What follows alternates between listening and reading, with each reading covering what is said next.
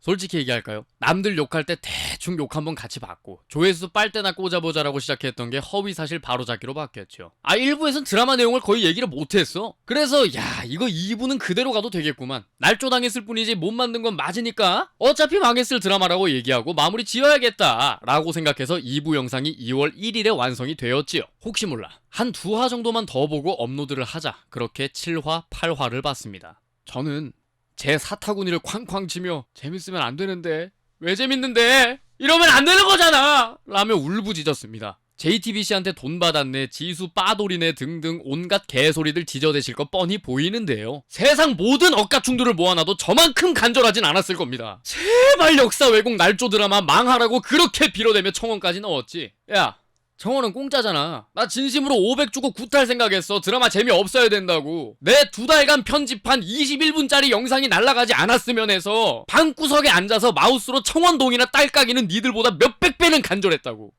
사람은 믿고 있던 게 부정당하는 순간 인지부조화가 온다 그죠? 부정하고 합리화하고 타협을 합니다. 이내 체념을 하죠. 그리고 수용을 하기까지는 굉장히 오랜 시간이 걸립니다. 저는 수용의 단계까지 온 것 같아요. 설강화 진짜 재밌습니다. 물론 재밌게 본 와중에도 단점은 명확하게 보였고 이 단점들이 웰메이드 드라마가 되는 것을 막는 느낌이 들어 좀 안타까웠다 할까요? 대한민국 남자 평균키 173 그리고 장신이라고 얘기할 수 있는 키가 180이면 설강화는 한 175에서 6 정도 언저리에 있는 그 정도 사이즈, 그 정도의 완성도, 크지도 작지도 않은 무난초 정도라고 볼 수 있겠네요. 자, 그토록 간절했던 김채호가 드라마 재미없었으면 좋겠다고 고사를 지냈던 김채호가 생각을 바꿔 먹었을 만큼 어느 부분이 그렇게 재밌었는지 재밌다가도 팍 식어서 이건 좀 하면서 뒤통수를 긁적였을 만큼 어느 부분이 그렇게 거슬렸는지 함께 알아보겠습니다. 가시죠.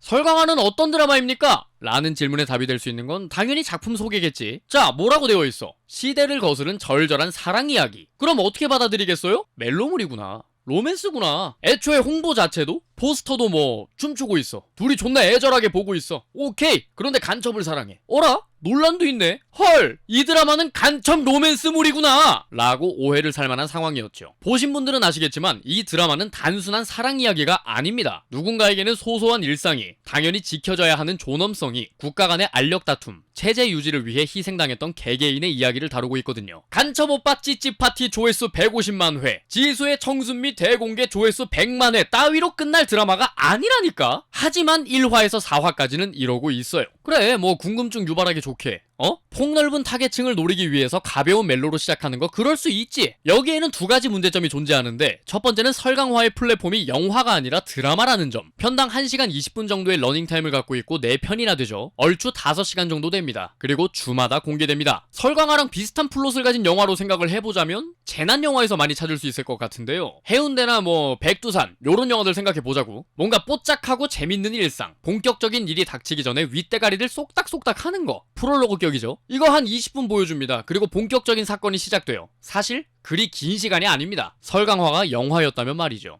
5시간. 두 번째는 그 프롤로그에서 펼쳐지는 멜로의 대상이 간첩이라는 점. 여주가 남주에게 사랑에 빠져. 근데 간첩이야. 잘생겼어. 몸 좋아. 목소리도 좋아. 근데 간첩이야. 어라? 간첩을 숨겨주네? 시대 배경이 1987년? 간첩과 로맨스를 한다는 것만으로도 이미 개 연병 싸고 있는데 시대 배경까지 1987년이고요. 물론 전두환과 안기부, 북한을 비판하기 위해서는 1987년이라는 시대 배경이 꼭 필요했겠지만 그 뒷얘기를 모르는 상황에선 와, 시대 배경도 특정되어 있는데 간첩이랑 쪽쪽거리고 있네? 라는 지랄병이 5시간 동안 계속되니까 JTBC가 한 주 땡겨서 5화를 내보낼 정도로 애초에 잘못된 전개 방식이었다는 거지요. 여기서 확실하게 짚고 넘어가야 될 부분은 간첩은 민주화 운동 같은 시대 정국과 상관없이 로맨스의 소재로만 쓰이고 있다는 건데요. 그렇다고 간첩과의 로맨스가 편해지는 건 아닙니다. 논란이 없었다 한들 1화에서 4화까지 공개되는 시점에는 분명 간첩 미화라는 논란이 따라왔을 겁니다. 근데 가장 큰 문제는 시발 이 구간이 존나 재미가 없음. 지루하다고. 야씨, 소개팅 나가가지고 성냥개비 쌓고 있는 남자가 있는데 그거 뭐 무너져. 손을 존나 억지로 감싸줘. 그리고 사랑이 싹 튼다? 이 진짜 장난하나. 여기서 개연성이라고는 남주 여주의 얼굴밖에 없잖아요. 이렇게 하찮은 빌드업으로 시작한 로맨스다 보니 여주가 남주를 위해 하는 모든 행동에 물음표가 찍히는 거고요. 너무 하찮아 보이고요. 차라리 키스라도 진하게 함 갈기든가. 후에 펼쳐질 이야기들의 밀도를 생각하면 성냥개비가 무너지는 걸 잡아준 그녀에게 첫눈에 반해서 사랑이 시작되었다. 이게 존나 말도 안 되게 허술한 거예요. 2000년대 초반 인터넷 소설 감성, 뭐 대강 제목, 얼짱 린민의 유혹, 요런 이야기를 5시간씩이나 버텨줄 인내심 높은 시청자가 잘 없다는 거지요. 제가 그랬고요. 그래서 확실히 1화에서 4화는 멜로드라마라고 홍보했던 방향성과 맞물려 작품성을 충분히 의심받을 수 있었다고 봅니다.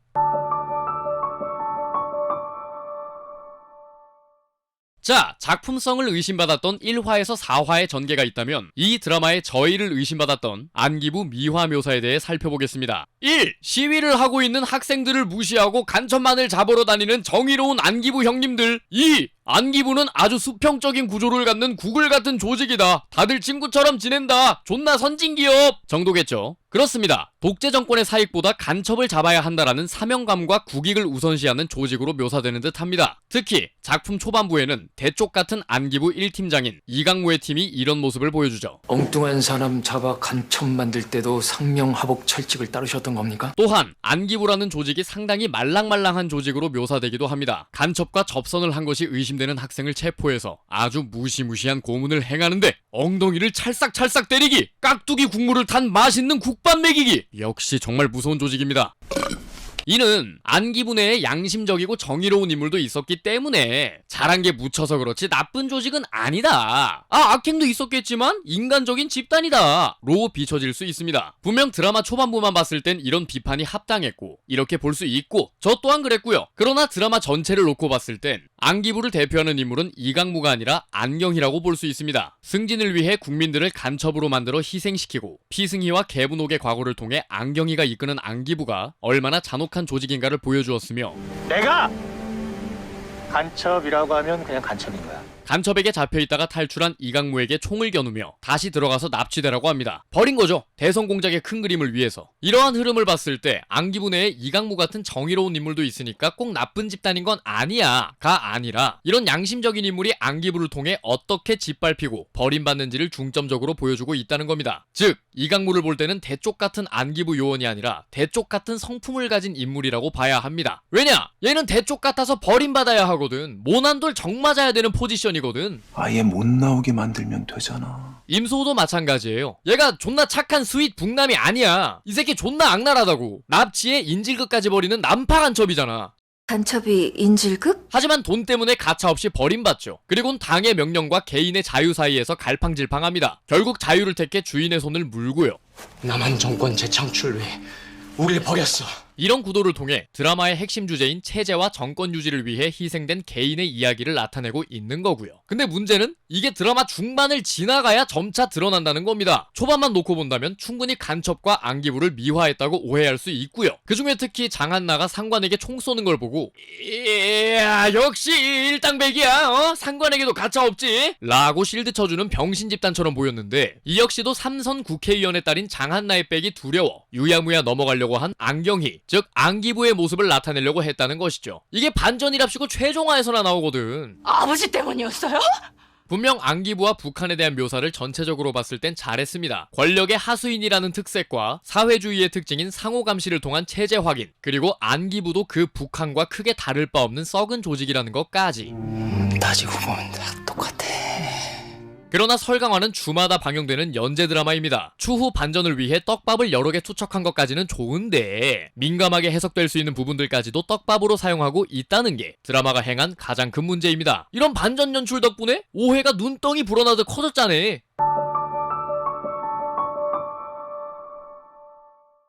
설강화에서 벌어지는 로맨스는 스케일이 큽니다. 무려 적국에 소속되어 있는 난파 간첩과 안기부 수장의 딸이 펼치는 로맨스니까요. 자, 이들이 목숨과도 같은 당의 명령을 거역하고 부성애를 넘어서는 절절한 사랑을 하고 있다면 왜 이렇게까지 하는가에 대한 설득력을 갖추고 있어야 됩니다. 그러니까 시청자 입장에서 나라도 만약 저 상황이었다면 아빠쯤은 가볍게 패스했을지도. 가 되어야 하기 때문에 탄탄한 빌드업을 쌓아 올려야 된다는 겁니다. 하지만 이 둘은 성냥개비만 쌓아 올렸죠. 뭐 시발 불장난 같은 사랑이라는 건가? 첫눈에 반했다. 숨겨주면서 사랑이 싹 들려나? 오빠 간첩 맞아요? 간첩이다 씨발 내 딸 풀어줘. 두두두두두두두. 이 오빠 찌찌 달콤할지도? 오빠 이거 뭔 줄 알아? 뭐이가? 기억 지우는 카피. 오빠가 간첩이라는 기억을 지웠지롱. 나도 내가 간첩이라는 기억을 지웠어. 이 둘의 사랑에 대해서 정말 최소한의 서사만 쌓았을 뿐 우리 기숙사라고 빨리! 개연성은 전혀 존재하지 않는 서사예요. 이게 말이 되려면 딱 두 가지의 방법밖에 없어요. 그 종이 비행기 때문에 그것 때문에 기숙사로 들어온 거야? 첫 번째는 둘 다 얼빠다. 얼굴이 곧 개연성이다. 정혜인 못 참지. 지수 못 참지가 되어야 된다. 하긴 저였어도 지수면 전향할 것 같아요. 두 번째는 은영로가 외국인 교환학생이다. 이게 무슨 말이냐면 오빠 어디 가? 오빠 나가라니까. 한국말 몰라 오빠. 오빠 사랑해. 야, 안기부가 오고 있다니까. 한키프가 뭐야? 나 오빠밖에 몰라. 마피아 오빠 우리 좆됐어. 밖에 KGB 존나 많아. 푸틴 bring me here.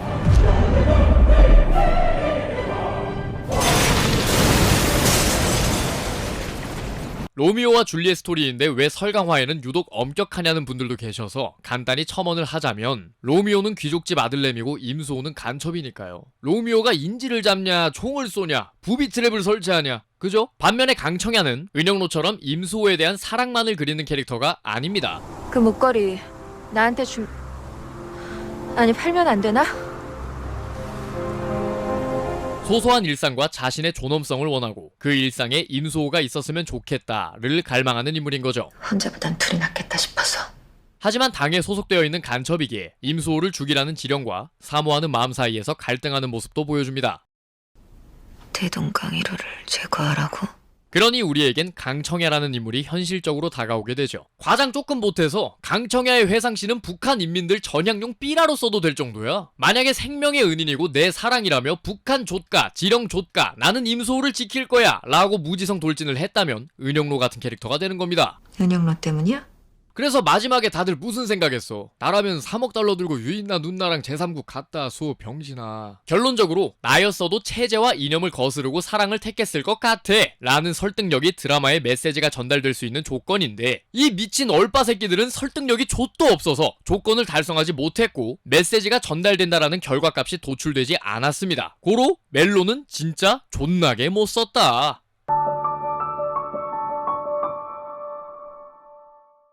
그렇다면 설강화는 쓰레기입니까? 재밌다면서요 사기꾼 새끼야. 자, 여기서부터 설강화가 재밌어지기 시작합니다. 영로가 안 나오면서부터 참나 재밌어요. 얘가 안 나오니까 참나 재밌어요. 와씨, 영로가 안 나오니까 참나 어우씨, 이것도 재미없어. 드라마의 구도는 상당히 단순합니다. 대성 공작을 통해 남측은 정권 재창출을, 북측은 거액의 돈을 쥐겠다라는 큰 틀이 전부예요. 직관적이죠. 각자의 목표를 향해 달려가는 구도니까. 이 단순한 구도에서 수많은 인물들이 등장하는데 각자 다른 이해관계로 복잡하게 얽혀 있어서 안기부 내에서도 간첩 내에서도 심지어는 같은 학생들끼리도 협력과 배신이 반복되는데요. 5월 동주 속 심리 싸움의 양상을 보여줍니다. 인물 간의 그 심리 싸움이 상당히 치밀하게 짜여져 있어요. 죄다 개인전이거든.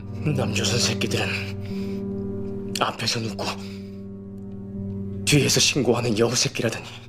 멜로는 처음부터 끝까지 일관되게 병신 같음에도 정치 스릴러는 처음부터 끝까지 일관되게 짜임새가 있어서 이 엿같은 간극을 이해하고 볼 수만 있다면 정치 스릴러 파트에서 상당한 재미를 느낄 수 있습니다. 이 재미는 어디서 기인하냐? 아까 말씀드렸던 드라마의 구도가 직관적이기에 인물 간의 복잡하고 치밀한 심리 싸움에 더 집중을 할 수 있다는 겁니다. 특히 가장 인상 깊었던 안기부장 은창수라는 인물을 살펴보면 인물이 상당히 입체적이에요. 겉으로는 인질로 잡힌 학생들을 위하는 척, 국가를 위하는 척 하지만 사실 권력을 놓치지 않으려는 위선일 뿐 오로지 딸내미만을 살리려는 게 목적이거든요. 이 새끼 살린다고 지금 공과사도 구분 못하잖아 이 새끼가. 결국에는 권력으로 인질들을 모두 죽이고 딸내미만 빼내려고 계획을 세우는 등 30명이 넘게 죽어나갈 텐데 안에서 터져야 간첩 소용인데. 짜잘한 상황들이 변함에 따라 어떻게 태세를 전환해 나가는지 그걸 연기력으로 얼마나 기가 막히게 소화하는지를 보는 맛이 있어요. 부성애를 보여줄 땐 눈썹을 한껏 치켜 올리고 입을 살짝 열므로써 자애로운 할아버지처럼 보이거든요. 딸바보 요렇게 보인단 말이야. 선역으로 보인다고. 권력욕이 드러날 때는 남태일보다도 사악하게 보여져서 상당히 인상 깊었네요. 부성애라는 단어가 숭고해 보일 수 있으나 결국 이 또한 껍데기였고 이 껍데기를 벗기는 매개체는 욕망이었다는 점. 이 작전 성공 못하면 니놈부터 내 손에 죽어. 또한 같은 정권 재창출을 목적에 두고 있더라도 보다 과격한 스탠스인 남태일과 쿠사리를 매기는 은창수를 보면 복해와 츠코미를 이용한 전형적인 만담, 꽁트의 방식을 취하고 있습니다. 말장난을 이용한 개그 중에서 아주 클래식한 방식이죠. 실제로 드라마 내의 웃음 지분은 다 이쪽이 갖고 있습니다. 뿐만 아니라 와이프들의 모습은 팽팽하게 조여진 긴장감을 느슨하게 풀어주는 감초 역할을 톡톡히 해내고 있습니다. 같은 시대를 묘사하더라도 블랙 코미디를 하면 그때 그 사람들, 느와르를 하면 남산의 부장들이 됩니다. 설강화는 블랙 코미디 쪽에 가까운데요. 여러 매체들에서 다뤄졌었던 악랄한 안기부보다 설강화의 안기부가 더 소름 끼치게 다가왔습니다. 하는 짓도 엉성하고 일처리는 주먹구구식인데다가 안기부의 권력자들의 와이프나 측근들은 멍청하게 비춰집니다. 뭐 도사님 찾아가서 빌붙기 1회권 같은 걸 뽑질 않나. 네 남편 대통령 만들고 싶지? 그리고 결국 지들끼리 치고받고 싸우다가 자멸하는 과정을 그리고 있어요. 이렇게 멍청하고 가벼운 모습으로 내리는 결정은 결코 가볍지가 않습니다. 학생들을 그냥 죽이자, 13명의 처녀를 죽여야 용상에 오를 수 있다, 멀쩡한 사람 잡아다가 협박하면 간첩 만들 수 있다 같은 결정들요. 이 모순에서 오는 섬뜩함의 절정을 찍는 구간은 양아들의 장례식에서 13명의 처녀가 죽었나 안 죽었나 노심초사해 하는 안기부장 와이프의 모습. 13명만 죽어야 되는데.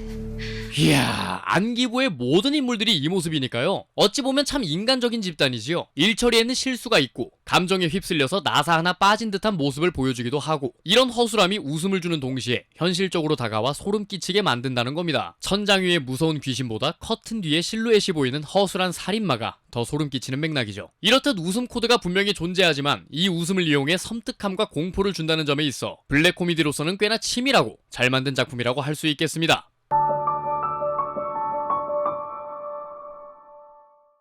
자, 이렇게 드라마를 재밌게 보고 있으면 몰입을 팍팍 깨버리는 존재들이 나오는데, 영로 친구, 수호 친구. 드라마 초반부에는 각 인물들의 성격이나 설정들을 보여주고 마치 앞으로 사건 진행에 주요한 역할을 할 것 마냥 임수호를 숨겨주는 에피소드까지 상당히 비중 있게 그려지는데, 임수호가 페이크다 병신들아를 시전하는 순간 사실상 드라마에서 버려지는 존재들입니다. 진짜 드라마 보는 내내 제발 한 명 정도만 본보기로 총 쏴서 죽여줬으면 했는데, 임수호가 등장해서 말릴 때면 숨이 턱턱 막힙니다. 임수호는 간첩이지만 여주인공과 멜로를 찍어야 되기 때문에 드라마 내에서 악행을 저지르면 안 되거든요. 이 기숙사 안에 있는 누구도 해치고 싶지 않아. 아무도 다치게 하고 싶지 않다고. 그렇잖아. 안 그래도 간첩과의 연애만으로도 벅찬데 민간인을 쏴 죽이는 살인마와의 사랑은 어떻게 납득시키겠냐고. 쌍간나 새끼야! 그래서 얘네도 지들이 안 죽을 거란 걸 아는 것 같아요. 이게 무슨 말이냐면 207호, 특히 혜령이랑 설이가 거드는 방식으로 혜령이가 anyway로 이니시를 겁니다. Anyway, 은영너 너 때문이니까 네가 좀 해봐. 그럼 설이가 옆에서 서포트를 합니다. 맞아, 네가 숨겨주자며. Anyway, 사감 선생님 어떻게 좀 해봐요. 맞아요, 표정만 존나 진지해서는. Anyway, 광태씨 어떻게 좀 해봐요. 맞아요, 나 좋아한다면서. Anyway, 병태씨 장교라면서요. 뭐 좀 해봐요. 맞아요, 광태 병태 둘 다 병신이야. 왜? 대가리 박아! 힝. 같은 국소적인 병신집부터 이보세요, 애들이 굶고 있어요. 밥은 먹여야 될 거 아닙니까? 밥은 줘야죠. 배고파 죽겠네. 맞아, 밥도 안 주고 인질 잡냐? 아우, 북한 새끼들 지독하네, 지독해. 아가리 닥치라! 뭐 먹고 싶은데? 닭콘 먹고 싶습니다! 왕왕! 이보세요, 애들은 씻겨야 될 거 아닙니까? 냄새나 죽겠다. 아이씨, 간지러워라. 10명씩 짝지어서 갔다 오라. 아, 그럼 드라이 샴푸 써도 돼요? 난 트리트먼트 간첩 아저씨 폼 클렌징 있어요? 이 갓나 새끼들이! 뛰면 다치니까 뛰지 말라. 아니 뭐 얘들아, 수련회 왔니? 그러니까 기숙사 애들이랑 207호 애들이 선을 조금씩 넘어 간을 보는 거야. 아, 이 말까지는 괜찮나? 여기까지는 총 안 맞나? 그 간첩들의 총알 임계점을 테스트하고 있어. 그리고 이제 딱 감을 잡은 거지. 아, 쟤네 우리 못 죽이는구나. 야, 치킨 시키라고 좀 해봐. 이러고 있는 거지. 요러면 이제 인질들이 상황 파악 못하는 존나 병신들처럼 보여요. 그런데 이 병신들을 컨트롤하지 못하는 간첩들도 병신 같아 보이고요. 이 병신들을 상대하면서 질질 끄는 안기부도 병신 같아 보이고, 병신들을 난파 간첩으로 보낸 북한도 병신 같아 보인다는 거예요. 인질 때문에 총체적 난국이 된다니까? 인질이면 좀 인질답게, 빵 주면 감사합니다 하고 핥아먹고, 씻고 오라 하면 그랜저도 좀 받고 그래야지. 얼마나 이 간첩들이 만만하게 보였고 인질들이 생각이 없었으면 아침에는 국민 체조를 하고 저녁에는 장기 자랑을 하고 자빠져 있냐고요. 이거 딱 캠프파이어만 하면 수련회 코스잖아. 놀러 왔어?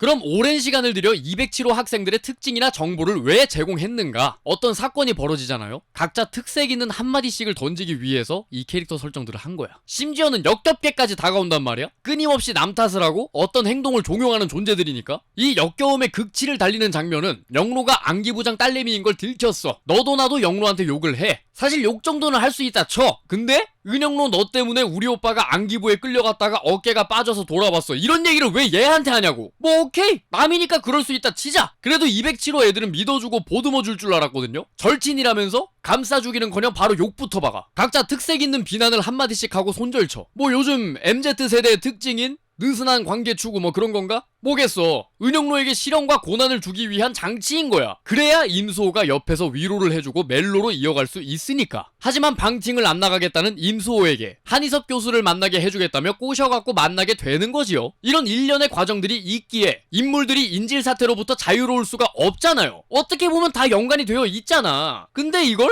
은영로에게 밀어빵하는 그림이 되는 거지요. 이것이 다 은영로 때문에 아니야? 수련해 온 걸로 착각하는 대가리 꽃받친 애들에서 남 탓할 곳이 없어 한 명에게 밀어빵을 시전하는 역겨운 트롤들이 된다는 거야. 설강화에서 로맨스 그 이상으로 쓸모없는 존재들이에요. 얘네가 없었으면 화수도 좀 줄었을 거고 드라마 전개가 늘어진다라는 비판도 피할 수 있었을 텐데 말입니다. 뭐고 이거?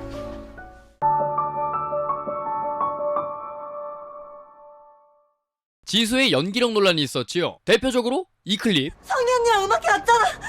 내가 모를 줄 알아? 처음에는 저도 이게 연기 못하는 척을 해야 되는 장면이니까 그런 거 아닐까 싶었는데 나중에도 계속 그러더라고. 운동권이 아니라 간첩이라면. 아니에요 선생님, 간첩일 리가 없어요. 이건 지수의 발성 문제예요. 비음을 사용하니까 발성이 안 좋으면 발음도 같이 따라오거든요. 노래 부를 땐 개성이 될 수 있어. 괜찮아. 근데 연기에서는 대사를 전달해야 되기 때문에 문제가 생긴 거죠. 연기력과는 좀 별개로 감정 전달이 제대로 안 돼. 무슨 말이냐? 심각한 장면에서 오지마! 이러니까 웃겨버리잖아. 시트콤 같아지잖아. 뭘 쫓아가! 그러나 이런 문제가 있음에도 지수의 연기력 논란은 과하다시피 까이고 억울한 부분이 존재합니다. 첫 번째, 대사를 안 치면 연기를 너무 잘해. 은호로 입담으로. 표정으로 감정 전달을 하는 능력은 좋은 것 같아요. 어딜 봐야 하는지, 눈썹을 어떻게 활용해야 하는지를 알아. 상황에 맞는 표정을 잘 짓는 걸 넘어서 이 감정들의 미묘한 간극까지도 잘 보여주고 있거든요. 이를테면 첫사랑이자 간첩인 임수호를 대하는 미묘한 감정을 잘 보여줬다는 느낌? 문제는 말만 하면 깨진다는 건데. 이숙사를 이승영으로 만든 것도 모자라서 우리 오빠를 죽여! 두 번째, 너무 잘 울어. 이게 슬픈 감정이 눈물로 이어지기가 되게 힘들어요. 계속 울고 있잖아. 이게 우는 게 쉬운 연기가 아니거든. 앞서 얘기했듯이 멜로 서사가 엉망진창이기 때문에 심지어 울기에 적합한 환경도 아니야. 존나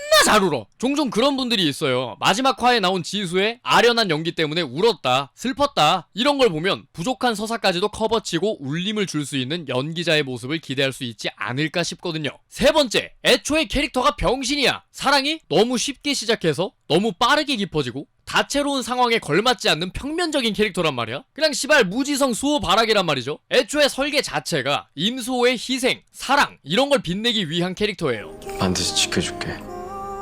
수호 올려치기용 발닦개 캐릭터, 깔리는 애란 말이야. 다채로운 감정을 보여줄래야 보여줄 수가 없는 캐릭터라는 거죠. 그 와중에도 미묘한 감정선을 보여줬다는 게 참 대단하다고 느껴져요. 그러니까 이 병신 캐릭터를 들려보내고 왜 캐리 못했냐, 1인분 못했냐 라고 화내는 상황이다 보니 이게 지수 입장에서는 얼마나 역같은 상황이겠습니까? 문제점으로 꼽히는 비음 발성을 이악 물고 고쳐와서 개떡상하지 않을까요?